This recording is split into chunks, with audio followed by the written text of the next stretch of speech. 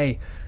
Lyman, what's left of it, now freed of Russia. Well, this is what it was all about. The central railway hub here now in Ukrainian hands and devastated by the fighting. And this was such a seminal part of Russia's occupation of Donetsk and Luhansk. The concern for Moscow is the knock-on effect this is going to have for their forces all the way to the Russian border. On the town's edges, we saw no sign of the hundreds of Russian prisoners or dead that had been expected to follow Moscow's strategic defeat here, nor inside it either. Perhaps they have already been taken away. Instead, utter silence. Only local bicycles on the streets. Several residents told us the Russians actually left in large numbers on Friday. They left in the night and the day, people said.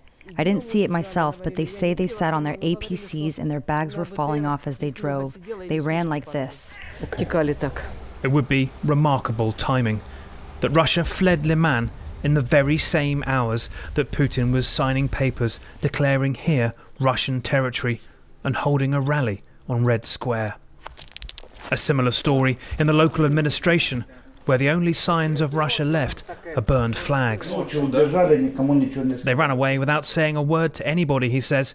It was bad. No work, no gas, no power, nothing. The shops didn't work. It truly feels as if there is nobody left. A ghostly silence here, apart from occasional shelling and small arms fire. And it is, for so much of this town, utterly destroyed.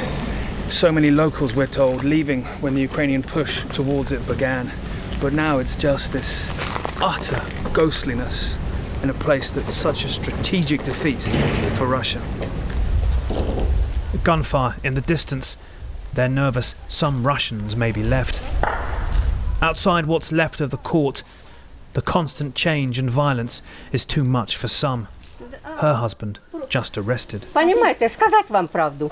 Шапку снимаешь, шапку одеваешь. Шапку снимаешь, шапку одеваешь. Что это за жизнь?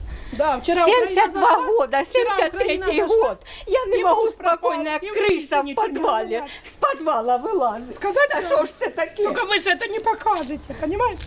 Вы это не покажете. Вчера Украина зашла, проверила документы. Забрала мужчину, пропал мужчина. Мужчина пропал. Вот это зора дело. Зора дело. Шапки одно, шапки снимают. А люди страдают, блин. Одни бьют, другие бьют. А мы плачем.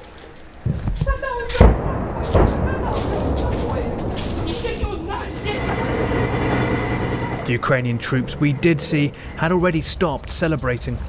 There is little time. They're on the move again.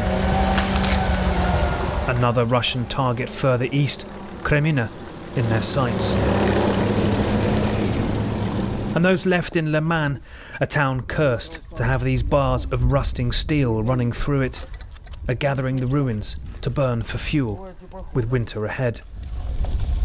Left in the wake of Russia's collapse here, a town they took weeks to occupy, but only hours to leave.